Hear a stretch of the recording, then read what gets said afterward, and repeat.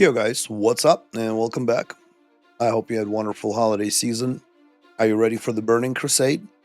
Well, I'll start with the big announcement. Blizzard has just revealed that the full expansion, not the pre-patch, but the full expansion is coming on February 5th, which really surprised me. With the accelerated schedule that we're on, I thought 2 weeks would be the most we're going to get of pre-patch, especially considering that we got 2 weeks in 2021 for the 2019 Classic and 2 weeks pre-patch in the OG TBC. So that really surprised me that we're going to get 3.5 weeks on an accelerated schedule of pre-patch, which is great. That makes me very happy. Mark your calendar. Burning Crusade, full expansion, February 5th.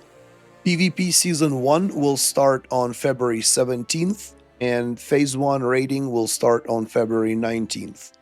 So that gives us, 2 weeks? Yeah, exactly 2 weeks of 2 weeks of the Burning Crusade to get to level 70 if you want to raid on your very first lockout, which is very feasible. I think I'll be able to get 2 characters to level 70 in 2 weeks' time. So super exciting news, but that's not what I want to talk about today. I just happened to see the announcement as I was getting ready to record this video. In today's video, I want to talk about the vanilla items that are going to carry their weight through the Burning Crusade and even beyond. The vanilla items that are still going to be best in slot or near best in slot in the Burning Crusade. I see people asking questions in game chat or posts on Reddit or questions in our Discord about whether I should go for this item, should I keep that item, do I need to run AQ40 to get the Scarab Brush, will that still be good in the Burning Crusade? What about Drake Fang Talisman, how many levels will it be the best for? So I thought that I'd make a video where I'm not just going to list the items that are going to carry their weight and be either best in slot or near best in slot. I'm going to teach you guys how to identify those items. It's very, very simple. So what we want to look at is, what does that item buff? Does it give you plus hard number of stats or damage, or does it buff something by percentage? So let me make an example. Let's say at level 60 you have 100 strength. And an item that gives you 10 strength, which is 10% of your old strengths. So item that gives you 10 strengths is pretty decent item, right?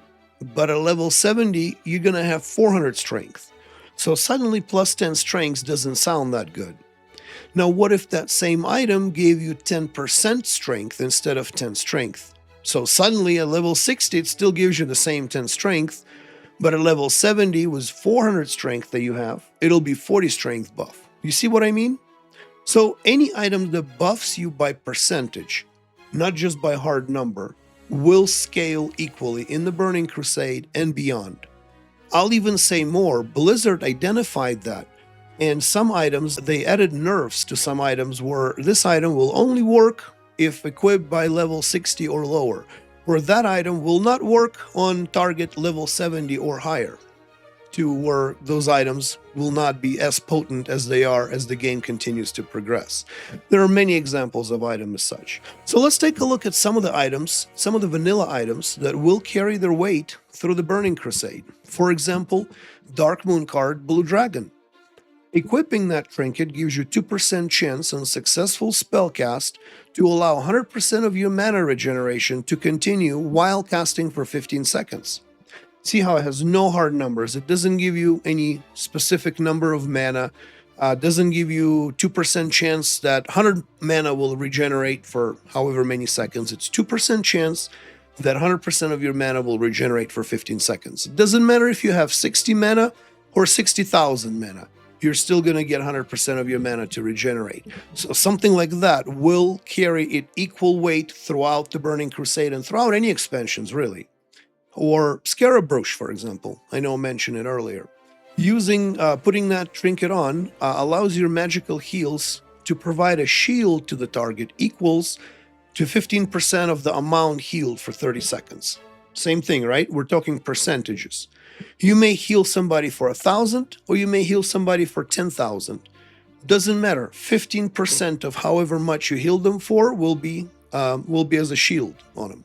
So item like that will be absolutely best in slot for healers or near best in slot, but it'll be equally powerful in the Burning Crusade as it is in vanilla. Some other items, Mind Quickening Gem, for example. It quickens the mind and allows mage to cast 33% faster. It doesn't matter if the mage is doing 100 DPS or 1000 DPS. Mage is still going to do 33% more DPS using that trinket. Does it make sense what I'm explaining? Does it make sense how you can identify if item's going to carry its weight? What do you guys think? Please let me know in the comments. What items are you taking with you from the vanilla into the Burning Crusade? What do you think of this method of identifying items? What items did I miss? I mean, I know there are several, like Scroll of the Blinding Light and the Natural Alignment Crystal for the Horde. Those are items still going to carry their weight through the Burning Crusade. Another couple honorable mentions, so to say, are Mark of the Champions. Mark of the Champions, which is it's a quest that you get from killing Kel'Thuzad, and the reward for that quest is a trinket that gives you attack power or spell power against demons and undead. That item, while it's giving you the hard number, right, not the percentage, but just the sheer amount of attack power against demons or spell power attack demons will make that item potent. So like I said, I thought I'd mention it because I know a lot of people will be keeping their Marks of the Champions throughout the Burning Crusade. For consumables, so all of your potions, like the agility potions, the elixir of the giants, any potion that give you set number of strength or health or whatever, they're all going to be outscaled. They're all going to have a bigger, more potent, more powerful version of themselves in the Burning Crusade. But there are some that are worth mentioning, like the elixir of the demon slaying and FAPS and lips, the free action potion and living action potions. Those are going to be replaceable. Those do not give a specific buff or specific increase. They're just letting you run free and resist stunts. So those are going to be, again, best in slot, best potions to have in the Burning Crusade. I don't think I missed anything. What do you guys think? Please let me know in the comments. I'm really eager to hear from you.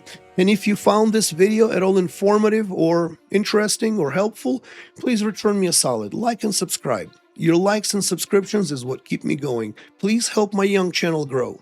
I thank you so much. On that note, I hope you have a wonderful day, and I'll see you all in the Outlands.